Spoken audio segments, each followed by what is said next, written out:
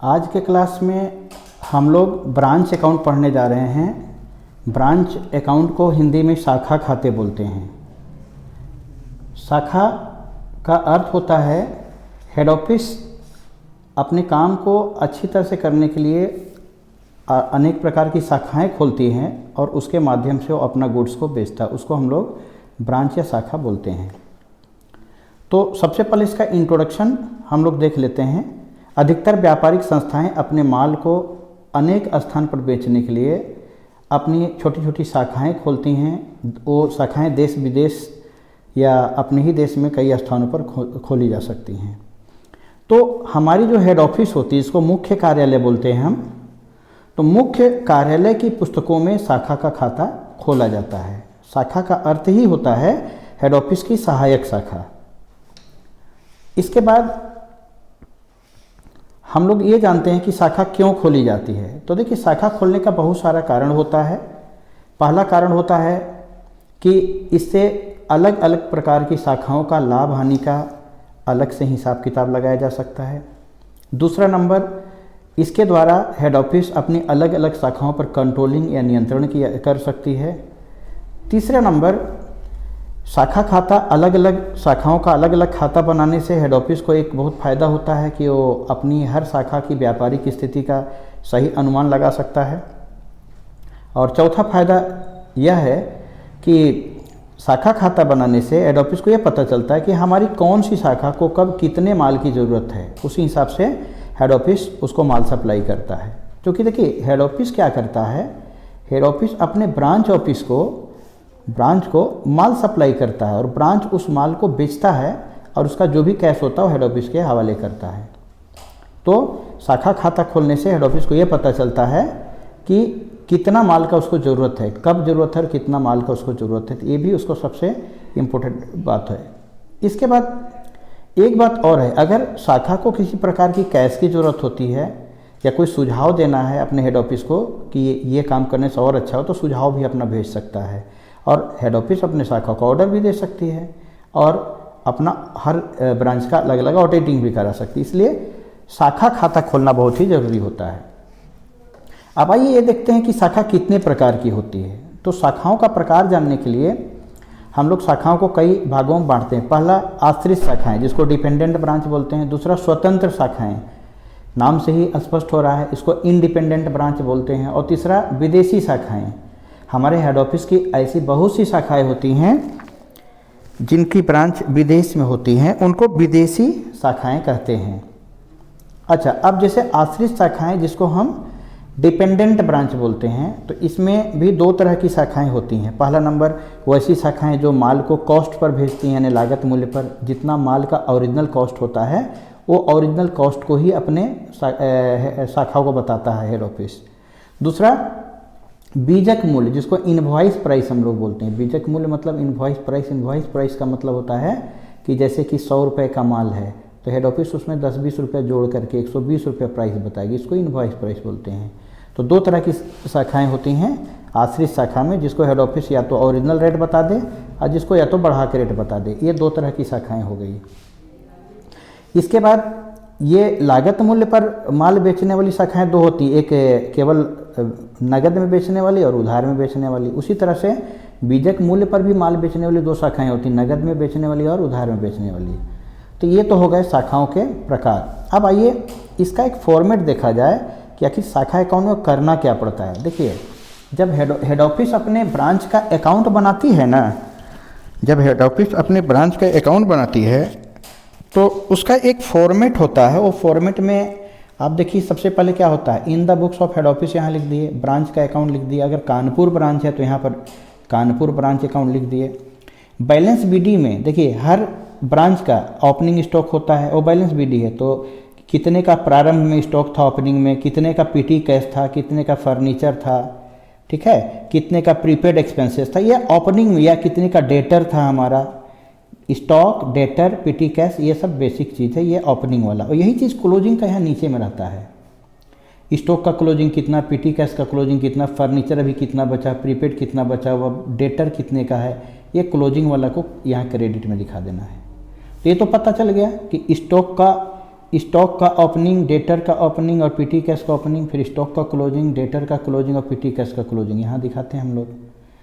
ठीक है, इतना दिखाने के बाद अब एक चीज़ को और ध्यान दीजिएगा, हेड ऑफिस जितना माल सप्लाई करते हैं उसको गुड सप्लाइड लिख करके हमको यहाँ पर दिखाना है। हेड ऑफिस कभी कभी पेमेंट के लिए कुछ खर्चा के लिए पैसा भी देती है, जैसे मान लीजिए हमारे ब्रांच ऑफिस में किराया देना है, स्टाफ को सैलरी देना है, अदर एक्सपेंसेस देना है, इन सभी के लिए मतलब कुछ लाइबिलिटीज़ का पेमेंट करना है, जो भी है आउटस्टैंडिंग खर्चों का भुगतान करना, तो ये कैश देती है हमारी हेड ऑफिस। तो कैश लिख करके अब क्या क्या चीज़ के लिए कैश दे रही, तो रेंट के लिए दे रही है, वेजेस के लिए दे रही है या सैलरी के लिए दे, सबको यहाँ पर दिखा देना है। और हमारी ब्रांच जो भी माल बेचती है ना, उसका पैसा हमारी हेड ऑफिस को रिटर्न करती है।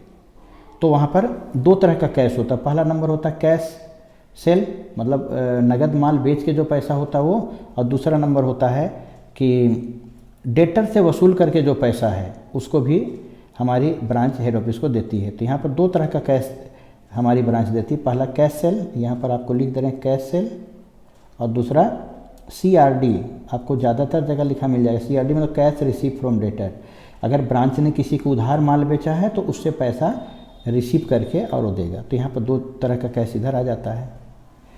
इसके अलावा एक दो बातों को और आपको ध्यान देना है कि कभी कभी क्या होता है कि हेड ऑफिस ब्रांच को कुछ ऐसा माल भेज देती है जिसको लगता है ब्रांच को कि बेचना मुश्किल है, हमसे नहीं बिक पाएगा, तो उसको हम लोग रिटर्न आउटवर्ड बोलते हैं, रिटर्न आउटवर्ड। तो देखिए ये गुड जब सप्लाई करती है हमारी हेड ऑफिस तो इसको इधर दिखाते हैं हम, लेकिन जब रिटर्न करती है माल तो देखिए रिटर्न आउटवर्ड या रिटर्न बाई ब्रांच लिख करके दिखाते हैं, या रिटर्न टू हेड ऑफिस भी लिख के दिखाते हैं, या अदर ब्रांच में भी माल हम हेड ऑफिस बोलती है कि चलिए कानपुर ब्रांच में आप इलाहाबाद ब्रांच को माल दे दीजिए, तो हमारे यहाँ से माल जा रहा है, तो क्रेडिट में ही जाएगा। तो इतना चीज़ दिखाते हैं हम लोग, यानी कि कुल मिला करके अगर देखा जाए तो क्या क्या हमको समझ में आया। देखिए पहला नंबर इधर स्टॉक का, डेटर का और पीटी कैश का बैलेंस BD दिखा दिए, इधर स्टॉक का, डेटर का और पीटी कैश का बैलेंस CD दिखा दिए। इसके बाद इधर कैश दिखा दिए, रेंट पेमेंट करने के लिए, लेबर का पेमेंट करने के लिए, सैलरी पेमेंट करने के लिए, और इधर दो तरह कैश दिखाए, पहला कैश का सेल दिखा दिए, दूसरा CRD, दो चीज़ दिखा दिए। इसके बाद गुड सप्लाइड, हेड ऑफिस जो माल सप्लाई करती है तो गुड सप्लाइड के नाम पे यहाँ दिखा दिए, और अगर ब्रांच हमारी कुछ माल रिटर्न करती है हेड ऑफिस को तो रिटर्न आउटवर्ड या good send to other branch करके दिखा देते हैं। तो इससे क्या हुआ, हमारा स्टॉक घटता है इसलिए क्रेडिट में दिखाया गया। तो ये इसका फॉर्मेट हो गया। अब मान लीजिए इन केस इधर का टोटल मेरा बड़ा हो गया, तो यही टोटल यहाँ बैठाएंगे और यहाँ से यहाँ तक जितना टोटल उसको माइनस करेंगे, तो यहाँ अगर मेरा बैलेंस आ गया, ये प्रॉफिट हो गया, तो प्रॉफिट को जनरल PL अकाउंट में डालते हैं। और इन केस मान लीजिए ऐसा आपको हो गया कि इधर का बड़ा नहीं आया, सपोज मान लीजिए कि आपका इधर का बड़ा ना आ करके आपका इधर का ही बड़ा आ गया, इधर का टोटल बड़ा आ गया, तो यही टोटल यहाँ दिखा देंगे और इसमें से माइनस करेंगे तो यहाँ बैलेंस आएगा, तो इसको जनरल PL अकाउंट लॉस हो गया। ये फॉर्मेट है, यही फॉर्मेट। लेकिन हाँ, एक प्रॉब्लम यहाँ आ सकती है। अब वो प्रॉब्लम क्या हो सकता है हम आपको बताते हैं। छोटा सा प्रॉब्लम है, उसको देख लेना है। छोटा सा प्रॉब्लम, मान लीजिए कि स्टॉक का सब कुछ पता है, ओपनिंग वगैरह पता है, लेकिन स्टॉक का क्लोजिंग नहीं पता है या डेटर का क्लोजिंग नहीं पता, तो स्टॉक और डेटर का लेजर बना करके क्लोजिंग पता करना होगा। तो आइए इसका एक नमूना या फॉर्मेट आपको दिखाते हैं, डेटर का या स्टॉक का नमूना। देखिए जब ब्रांच का डेटर अकाउंट हम बनाते हैं ना, तो डेटर अकाउंट बनाने के लिए डेटर का बैलेंस BD दिया रहेगा, तो इसको डेबिट में डाल दीजिए आप। क्रेडिट सेल को डेबिट में डालिए। अगर डेटर ने कोई BR दिया और डिजोनर्ड हो गया तो डेटर बढ़ा मेरे, इसके वजह से डेबिट में डालिए। डेटर से कोई पैसा हमको मिला तो क्रेडिट में डालिए। डेटर ने कोई माल रिटर्न किया, उसको रिटर्न इन माल बोलते हैं या रिटर्न बाई कस्टमर बोलते हैं, उसको डालिए। अगर हमने कोई डिस्काउंट वगैरह दिया है, छूट दिया, उसको दिखाइए, डिस्काउंट को दिखाइए। अगर डेटर कोई बैड डेट्स कर रहा है उसको दिखाइए। हाँ, डेटर कोई अगर मेरा BR दे रहा है तो उसको क्लोजिंग बैलेंस BR का दिखाइए। इतना करने के बाद आपका इधर का टोटल बड़ा रहेगा, इस टोटल में से आप इतना टोटल को घटाइए, जो बैलेंस है यही मेरा बैलेंस CD हो गया और यही हमारा ब्रांच अकाउंट के क्रेडिट में जाएगा जहाँ डेटर बता रहा था। इसी तरह मान लीजिए कि डेटर का तो बैलेंस आप जान गए। अब मान लीजिए स्टॉक का बैलेंस, इसके पहले वाला पेज में हम क्या दिखाए थे, डेटर का नमूना या लेजर क्यों बनाना पड़ा, क्योंकि 4 नंबर पेज में हम दिखाए थे कि देखिए यहाँ 4 नंबर पेज में हम क्या दिखाए थे, देखिए यहाँ पर कि स्टॉक का बैलेंस सीडी और डेटर का बैलेंस सीडी यहाँ पर आना चाहिए। तो ये मान लीजिए स्टॉक का भी नहीं पता है तो स्टॉक का लेजर बनाएंगे, डेटर का नहीं पता है, यहाँ डेटर छूटा हुआ, डेटर लिख लीजिएगा। डेटर का लेजर कैसे बनाएंगे यही देखना है। तो अब डेटर का आपने देख लिया, अब आइए हम लोग स्टॉक का लेजर देखते हैं कि स्टॉक का किस तरह से हम लोग फॉर्मेट बनाते हैं। ये पेज नंबर 6 में स्टॉक में वही कहानी, चूँकि स्टॉक एक एसेट्स है और आप जानते हैं कि एसेट्स का जो लेजर होता है उसमें बैलेंस बीडी डेबिट में होता है। तो जितने का स्टॉक पहले से उसको दिखा दीजिए। हेड ऑफिस ने जो माल भेजा उससे स्टॉक मेरा बढ़ा है, ठीक है। अगर कोई कस्टमर माल वापस किया है तो कस्टमर डेटर जो भी माल रिटर्न किया उसको दिखा दीजिए, ठीक है। और भी किसी तरह का माल सप्लाई कहीं से आ रहा है तो उसको आप डेबिट में दिखा दीजिए। और जिस कारण से माल घटता है, जैसे हम लोग कैश सेल करते हैं तो भी माल घटता है, उधारी बेचते हैं डेटर को तो भी माल घटता है, ठीक है। कोई रिटर्न करते हैं हम हेड ऑफिस को माल तो भी मेरा ब्रांच से माल घटता है, ठीक है। अगर हम गुड्स किसी अदर ब्रांच को ट्रांसफ़र करते हैं तो भी माल घटता है, या कोई माल नष्ट हो गया, डैमेज हो गया, उससे भी माल घटता है, रास्ते में टूट फूट हो गया उससे भी घटता है। तो अब ये डेबिट का टोटल आपका बड़ा होगा। इस टोटल में से इधर का टोटल जब आप माइनस कीजिए, यहाँ बैलेंस जो आएगा ना यही बैलेंस सीडी हो गया। अब इसको आप ब्रांच अकाउंट के क्रेडिट में डाल सकते हैं। अब इसको अच्छी तरह से और भी अच्छी तरह समझने के लिए इसका एक छोटा सा फॉर्मेट हम लोग देख सकते हैं। इसका फॉर्मेट हम लोग देख सकते हैं। तो आइए एक फॉर्मेट देखते हैं। देखिए एक छोटा सा क्वेश्चन है, prepare a branch account in the books of head office. देखिए goods send to branch, head office ने ब्रांच को 5 लाख का माल भेजा है। Cash send to branch, branch को कैश भेजा हेड ऑफिस रेंट के लिए, वेजेस के लिए, सैलरी के लिए और अदर एक्सपेंसेस के लिए। टोटल 12,500 भेजा है। और क्लोजिंग स्टॉक दिया हुआ है आपका 75,000 और कैश सेल दिया हुआ है 5,75,000। यही छोटा सा क्वेश्चन है। अभी इसका आंसर कैसे बनेगा इसको आइए समझते हैं। इसमें फॉर्मेट पूरा ही समझ में आ जाएगा आपको। अब देखिए इसमें क्या बताए थे कि जो भी स्टॉक का ओपनिंग बैलेंस है, देखिए बैलेंस बीडी में क्या दिखा है, स्टॉक का ओपनिंग, डेटर का ओपनिंग, पीटी कैश का ओपनिंग। तो इस पूरे क्वेश्चन में ना तो हमको स्टॉक का ओपनिंग दिया है, ना डेटर का दिया, ना पीटी कैश का, सब नील है। गुड सप्लाई टू ब्रांच या गुड सेंड टू ब्रांच ये 5 लाख का है। और हेड ऑफिस ने जो कैश भेजा था रेंट के लिए, वेजेज के लिए, सैलरी के लिए, अदर के लिए, ये सब हम लोग कैश डेबिट में डाल दिए।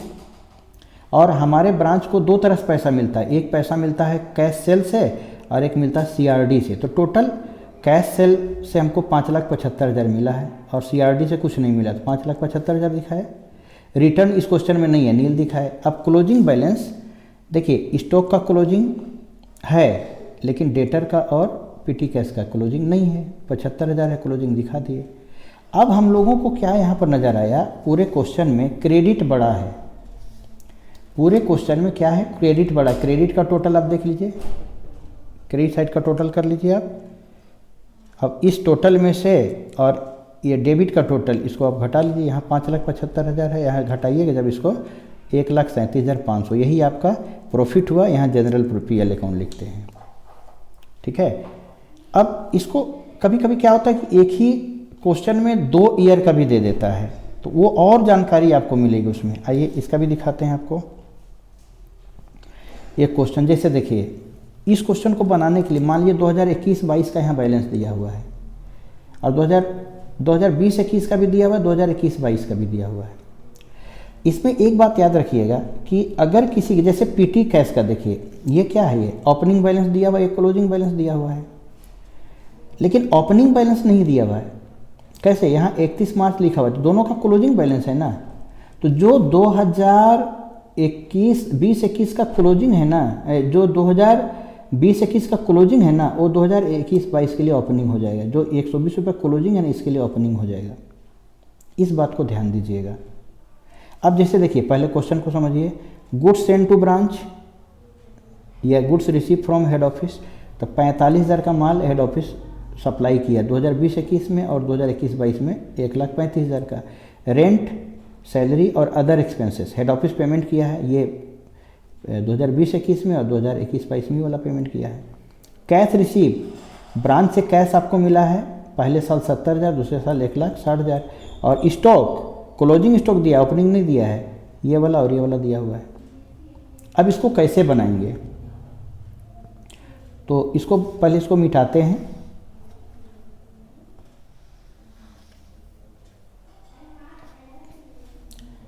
नेक्स्ट पेज में देखिए हम लोग क्या किए, एक ही में दोनों का 2021-22 का भी इसी में बना दे रहे हैं और 22-23 का भी इसी में बना दे रहे हैं। तो देखिए स्टॉक का बैलेंस भी नहीं था, लेकिन ई वाला का तो था, कैसे था, क्योंकि स्टॉक का सीडी था ना, तो 2020-21 का जो क्लोजिंग था वो 21-22 के लिए ओपनिंग बन जाएगा।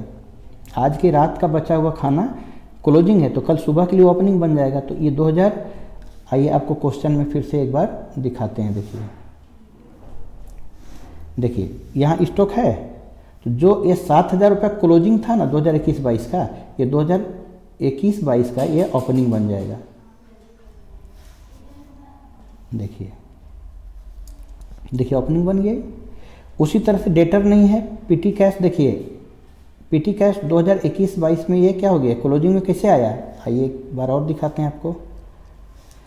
देखिए पीटी कैश 2020-21 का जो क्लोजिंग था वो 21-22 के लिए ओपनिंग बन जाएगा, और क्लोजिंग तो 21-22 का है ही। देखिए यहाँ पर आ गया, यही क्वेश्चन इसमें है।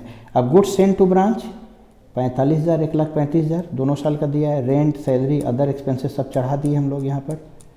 और कैश, हेड ऑफिस को कैश हम भेजे हैं यहाँ 70,000, यहाँ 1,60,000। और स्टॉक का क्लोजिंग देखिए ये 2021 का दिया हुआ है, 21-22 का दिया हुआ है। डेटर का कुछ भी नहीं है, पीटी कैश का क्लोजिंग दिया हुआ है दोनों साल का। अब इसको यहाँ हम लोग जोड़े, इस टोटल में से जब यहाँ से यहाँ तक का टोटल माइनस किए तो इसका आंसर ये वाला आ गया, और इस टोटल को जोड़े, इस टोटल में से जब इसको माइनस किए तो इसका आंसर ये आ गया। तो ये जनरल पीएल अकाउंट कहलाता है। तो इस तरीके से हम लोगों को क्वेश्चन सोल्व करना है। इसी तरह से अब देखिए एक क्वेश्चन और आप देख सकते हैं इसमें, इसी तरीके से, जैसे देखिए ये क्वेश्चन है, इस क्वेश्चन में भी ब्रांच अकाउंट बनाने बोलता है, लेकिन यहाँ देखिए कितना अच्छा से ओपनिंग स्टॉक आपका दिया हुआ है, ओपनिंग डेटर भी दिया हुआ है, पीटी कैश का ओपनिंग बैलेंस दिया हुआ है, गुड्स सप्लाइड टू ब्रांच दिया हुआ है, ठीक है, कैश सेंड टू ब्रांच, खर्चा के लिए ब्रांच को हेड ऑफिस ने पैसा भेजा है, कैश सेल भी दिया हुआ है, कैश रिसीव फ्रॉम डेटर, सब कुछ दिया हुआ है। इस क्वेश्चन में बहुत मजा आएगा सीखने में। Goods return to branch by branch, branch ने हेड ऑफिस को माल रिटर्न किया, रिटर्न आउट वार्ड भी दिया हुआ है, क्लोजिंग स्टॉक भी दिया हुआ है, गुड्स इन ट्रांजिट दिया हुआ है। देखिए एक नया चीज़ है goods in transit. Goods in transit का मतलब क्या हुआ कि हेड ऑफिस जो है वो ब्रांच ऑफिस को माल भेज दिया, लेकिन माल अभी तक ब्रांच पहुंचा नहीं, रास्ता में ही है।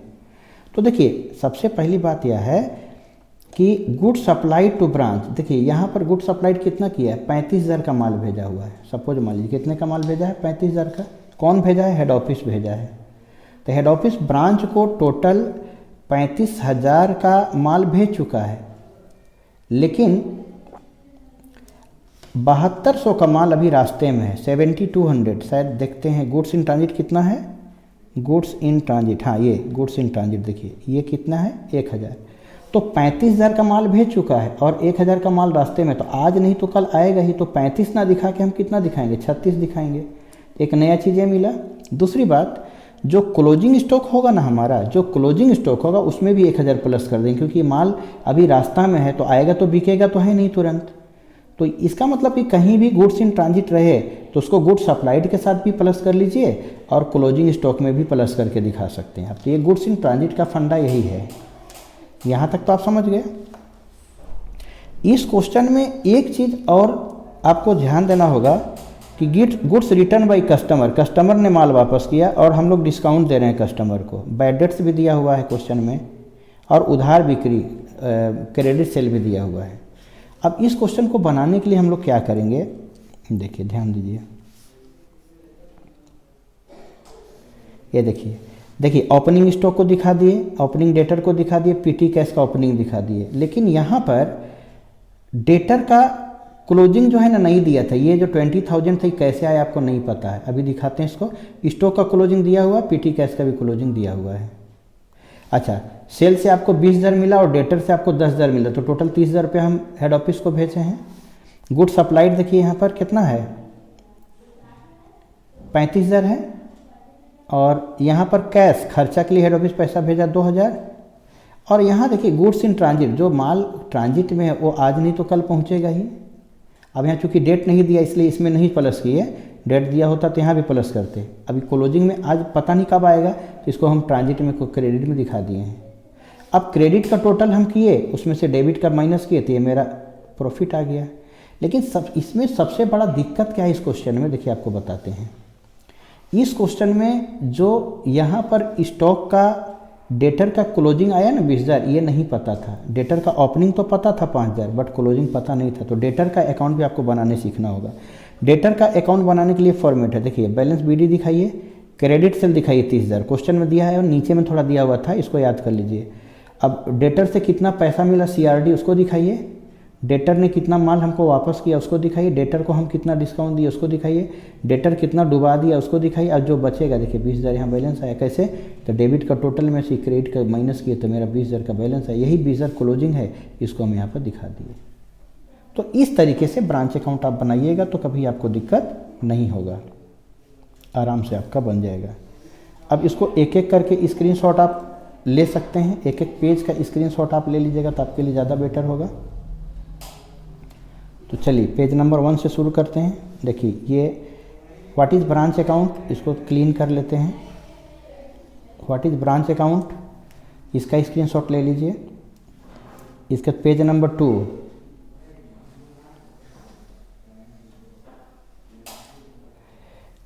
ब्रांच अकाउंट का जो है ऑब्जेक्टिव्स क्या है इसको आप ले लीजिए। इसके बाद how many types of branch, शाखाएं कितनी प्रकार की होती हैं, तो आप देखिए 3 प्रकार की शाखाएं होती हैं, डिपेंडेंट होती हैं, इंडिपेंडेंट होती हैं और फॉरेन ब्रांच होती हैं। ठीक है, ये तीनों का फिर इसके अंदर भी बहुत सारा प्रकार है, इसको भी आपको स्क्रीनशॉट ले लेना है। इसके बाद चौथा नंबर पेज में ब्रांच अकाउंट का फॉर्मेट है, क्या चीज़ डेबिट में आता है क्या चीज़ क्रेडिट में, इससे आपको बनाने में सुविधा होगी, इसका स्क्रीनशॉट ले लीजिए। इसके बाद 5वां नंबर, अगर इन केस डेटर आपको नहीं पता हो, जो भी हमने देखा है क्वेश्चन में, तो डेटर का फॉर्मेट ले लीजिए कि डेटर अकाउंट में कौन चीज़ डेबिट में जाएगा और क्या क्या क्रेडिट में जाएगा, इसका भी स्क्रीनशॉट आपको ले लेना है। इसके बाद एक स्टॉक अकाउंट का भी हम लोग को बहुत ज़रूरी है। स्टॉक अगर गायब रहेगा तो स्टॉक का डेबिट में क्या क्या आइटम जाएगा और क्रेडिट में क्या क्या आइटम जाएगा, ये भी आपको कर लेना है। इसका भी स्क्रीनशॉट लेना बहुत ज़रूरी है। इसका भी स्क्रीनशॉट ले लीजिए। और 7 नंबर पेज में एक क्वेश्चन है, इसको आपको बनाना है। नीचे में एक आइटम छिपा हुआ है, नहीं नज़र आ रहा है, वो क्रेडिट सेल आपका यहाँ लिखा हुआ क्रेडिट सेल, तो इसका अमाउंट 30,000 है, इसको आप देख लीजिएगा। 30,000 क्रेडिट सेल है, तो इसका भी स्क्रीनशॉट आप ले लीजिए। इसके बाद इसका आंसर बना हुआ है, आप अपने से बनाएंगे, इसका स्क्रीनशॉट भी आप ले लीजिए। और 2 फॉर्मेट यहाँ पर दिया गया था, एक छोटा सा क्वेश्चन था और इसके साथ एक इससे बड़ा क्वेश्चन है, इसको भी ले लीजिए आप। छोटा वाला क्वेश्चन का आंसर है ये, बड़ा वाला क्वेश्चन का आंसर है, इसको मिटा देते हैं।